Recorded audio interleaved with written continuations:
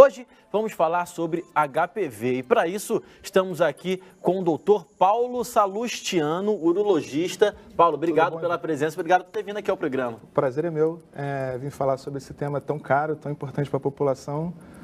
Estou aqui para ajudar no qualquer tipo de informação que possa ser útil. Vamos esclarecer então o que é o HPV primeiro? Então, Evandro, o HPV é um vírus, tá? Ele é considerado um vírus, é uma doença infecciosa, tá? Que é transmitido principalmente pela via sexual. É a DST mais comum no mundo, né? Estima-se mais ou menos que 80% das pessoas, homens, mulheres, brasileiros, estrangeiros, o que quer que seja, é uma doença que comete o mundo todo. Estima-se que 80% das pessoas possam vir a ter contato em algum momento de suas vidas. Principalmente a população mais jovem, a população mais sexualmente ativa. Você falou que é cara, por que caro? Você falou uma doença cara. É importante, no sentido de ser importante para a população. Entendi, entendi. Agora, eu li uma vez que o HPV, mesmo que você adquira esse vírus, não necessariamente ele se manifeste na mesma hora, ele pode se manifestar daqui a um tempo. Isso de fato acontece? Por exemplo, uma pessoa pegou o vírus, seja através de uma relação sexual ou não, e aí ela vai se manifestar depois de 3 anos. Isso acontece de fato? Isso é uma verdade, né? O que a gente sabe é que o HPV não costuma dar sintomas. É uma pequena minoria das pessoas que vão ter sintomas, cerca de 5% das pessoas vão ter os sintomas, que no caso é a verruga genital o que aparece, né? E na maior parte das vezes o HPV, quando a pessoa se contamina, ela elimina o vírus ao longo de alguns meses até 2 anos. Mas, de fato, isso é uma informação muito importante a gente ter, é que o vírus pode ficar no nosso organismo ao longo de muitos anos, né? Então, às vezes, casais com relação bem estável pode vir a aparecer o HPV e isso pode ser fruto de uma coisa de anos de evolução que o organismo não foi capaz de eliminar naquele momento. Legal, isso é bom deixar bem claro, né? Agora, o sintoma exclusivo é a verruga genital, que você disse, né? Vaginal? Assim, em termos de sintomas, existe o HPV que não aparece, existe o HPV subclínico. Esse HPV subclínico, a gente só vai fazer o diagnóstico através de exames. No caso, a colposcopia na mulher, aquele famoso exame Papa Nicolau, que a gente recomenda às mulheres, os ginecologistas no caso. E no homem, precisa de um exame físico detalhado, uma peniscopia. E uma parte dessas pessoas que vão ter o HPV e vão ter os sintomas, vão ter as verrugas genitais, que podem se apresentar na região genital do homem, na área próximo perianal, inclusive também na boca, cavidade oral e orofaringe. Então, isso precisa ser investigado. Isso pode causar algum problema, tipo esterilidade, algum problema da pessoa que tiver? Então, o grande problema do HPV não é o vírus em si, é o que ele pode causar, tá? Então, o grande problema é o câncer associado ao HPV. Esterilidade não tem nenhuma relação, porém o câncer sim. E quando a gente fala de câncer, eu estou falando para você de um dos cânceres mais comuns na população, que é o câncer de colo de útero. Em algumas regiões do Brasil, por exemplo, Norte e Nordeste, ele figura entre as primeiras posições. Na região Norte, em termos de incidência, é o que está em primeiro lugar, na região Nordeste em segundo e aqui na região Sudeste em terceiro. Então, eu estou falando de mais de 16 mil casos novos, anos de câncer de colo de útero. Além disso, existem outros cânceres associados, como câncer de canal vaginal, câncer de vulva, câncer de região perianal, canal anal e também câncer de cabeça e pescoço, laringe, faringe, língua, lábio, garganta, enfim. Tem um dado que diz que 75% da população brasileira vai ter ou já teve contato com HPV. Isso de fato acontece? Esse é um dado mundial. Mundial? É um vírus, ele está espalhado no mundo todo, de forma assim, bastante democrática. E o Brasil segue essa mesma linha de incidência, né? Esse número é assustador, né? 75%.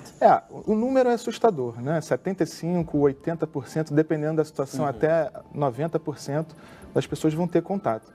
Mas isso é da nossa natureza. A gente, ao longo da vida, entra em contato com vírus, né? Então, rubéola, toxoplasmose e, eventualmente, outros vírus.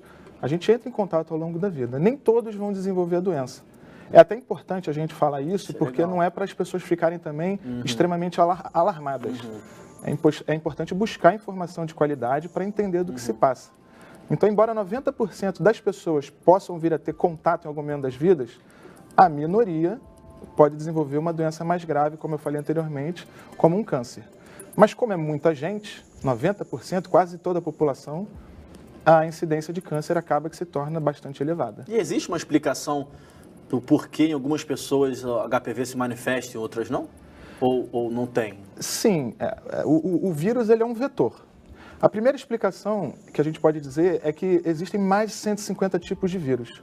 Porém, os que vão causar câncer são 15 subtipos, que são aqueles ditos oncogênicos. Então, dos 150, apenas 10%. Os que vão causar verruga genital, 2 desses 150 são responsáveis por 90% dos casos.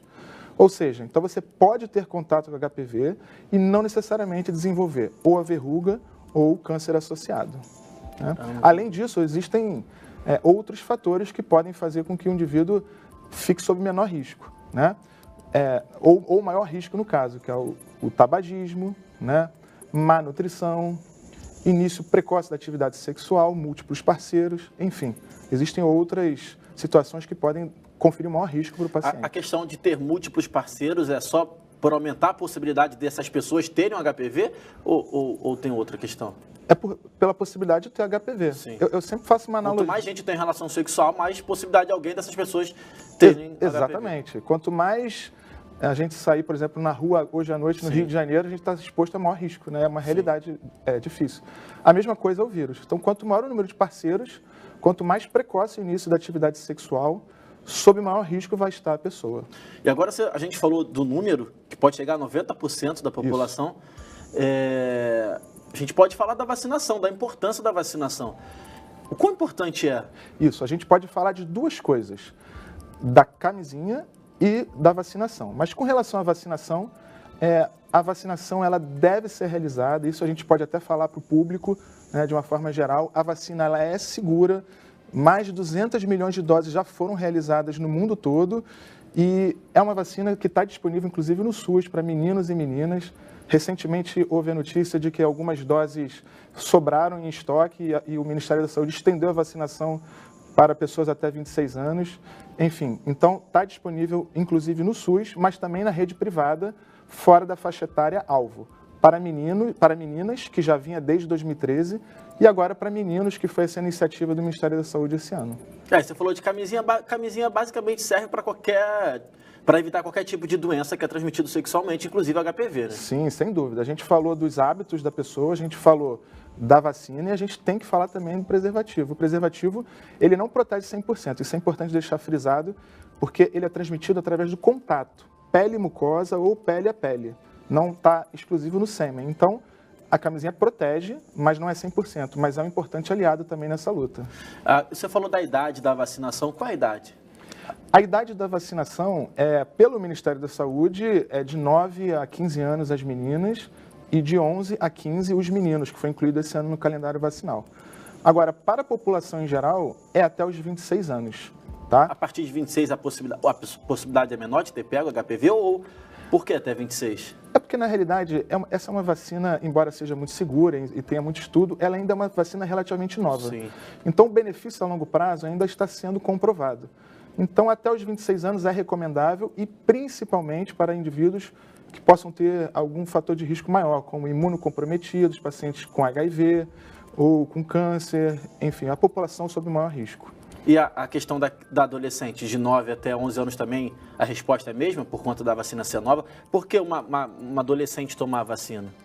Ela deve tomar, primeiro porque ela foi menos exposta ao vírus. Sim. Então, isso já é um ponto positivo. O segundo é o fato de que a vacina, ela, no indivíduo mais novo, tem uma resposta imunológica melhor. Então, isso pode...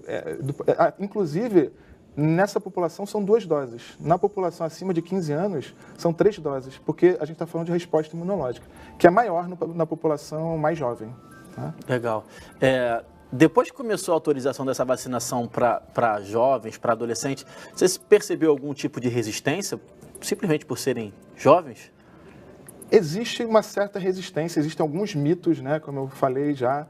A vacina ela é segura, ela não tem nenhum efeito colateral adverso na literatura comprovado, mas existe certas resistências. A primeira campanha de 2013 teve mais sucesso, porque ela foi feita na escola. Então, na escola, a criança já estava lá em sala de aula, descia para o pátio e tomava vacina. Essa última campanha teve menos, até porque estendeu um pouquinho mais a faixa etária, mas é importante. Tem resistência, mas é importante, é seguro. E aonde essa vacina foi realizada, principalmente Austrália, Estados Unidos, onde as maiores doses foram realizadas, houve uma drástica redução da incidência de câncer de colo de útero, que é o principal ponto que a gente fala sobre HPV, né? Quando a pessoa descobre que tem HPV, Paulo, como é que é o tratamento? O tratamento tem um princípio, que é eliminar a lesão, seja uma lesão subclínica, né, no colo do útero da mulher, ou a verruga genital. Então existem vários tratamentos, ou pode ser a base de laser, cauterização elétrica, cauterização a frio, existem algumas pomadas para pequenas lesões que são imunomoduladoras, enfim, existe uma série de tratamentos, inclusive cirurgia em casos mais severos, mas todos têm o mesmo princípio, que é eliminar a lesão. Entendi. Você falou de que o HPV ele não interfere na esterilidade, né? Mas isso. A mulher, quando já está grávida, também não causa nada? Não tem problema nenhum com o bebê ou na gestação dela? Quando a gestante se apresenta com HPV, o que é uma coisa relativamente comum, isso pode ser avaliado no pré-natal, junto ao obstetra, e eventualmente, numa situação mais particular, o obstetra pode, por exemplo, optar pela cesariana ao invés do parto vaginal, para evitar a exposição do bebê na hora do nascimento. Mas isso é uma questão bem obstétrica, mas é uma questão de decisão na hora. Basicamente é isso. No caso, no parto, o fato do bebê passar pela vagina da mulher que está com uma verruga genital pode passar o HPV, o vírus do HPV já para a criança, é isso? Imaginando uma mulher com bastante lesão na região genital, opta-se por um tratamento, uma cesariana nesse caso. Mas isso é uma decisão pessoal do obstetra, mas isso inclusive é uma outra forma de transmissão do HPV, né, da mãe para o filho. Mas não é a mais comum, sem sombra de dúvida. Eu ia perguntar justamente isso. Assim, exclusivamente transmissão de HPV pela resposta já dá para ver que não. É através da relação sexual? Não. Porém, a maioria quase na totalidade. Quase na totalidade. Porque precisa ter um contato direto. Alguns estudos procuram provar a evidência de um contato indireto. Por exemplo, com roupas contaminadas, compartilhamento de roupa, má higiene. Mas, assim, a transmissão, ela é pele a pele, mucosa a mucosa, pele a mucosa. Contato direto, principalmente. Agora, a gente está encaminhando já para o final do programa, doutor Paulo. Eu fico na dúvida se existe, de alguma forma, algum tipo de preconceito com essa doença HPV, no sentido de a pessoa que apresentou isso aí é uma pessoa que tem muita relação sexual e aí ela é isso, ela é aquilo. Não vou vacinar a minha criança que tem 9, 10, 11, 12 anos porque eu já vou inserir ela na vida sexual. Existe algum tipo de pensamento com relação a isso também que precisa ser destruído ou isso já não existe mais? Não, existe. Com certeza existe, né? A gente está falando de HPV. Muitas pessoas vão ter e não vão saber. E aquelas que terão podem se sentir ofendidas ou podem se sentir numa situação constrangedora. Mas, assim, na hora da consulta médica, a gente procura acalmar, tranquilizar, explicar que é uma situação comum, inclusive em jovens ou casais mais maduros que têm relação sexual mais estável. Isso, inclusive, pode ocorrer. É diferente, por exemplo, de uma situação como uma gonorreia, que a gente estabelece uma relação temporal bem específica, em 1 a 2 semanas. HPV não. Então a gente procura tranquilizar, informar que é comum e se prevenir e tratar quando tiver o problema. E ainda assim, quando tiver o problema, o diagnóstico precoce, a gente consegue também fazer o tratamento curativo. Legal. Paulo, queria agradecer a sua presença. Eu que agradeço. Foi um prazer receber você aqui. Você tem um contato para passar? Quem quiser fazer uma consulta, tirar alguma dúvida, enfim? Eu tenho meu site www.paulosalustiano.com.br. Também tem meu Instagram, que é drpaulo_salustiano. Agradeço pelo convite. Que isso, um prazer receber você aqui. Espero que vocês tenham gostado tanto quanto eu, viu? Amanhã a gente volta 1h10 da tarde. Um abraço e até lá. Valeu!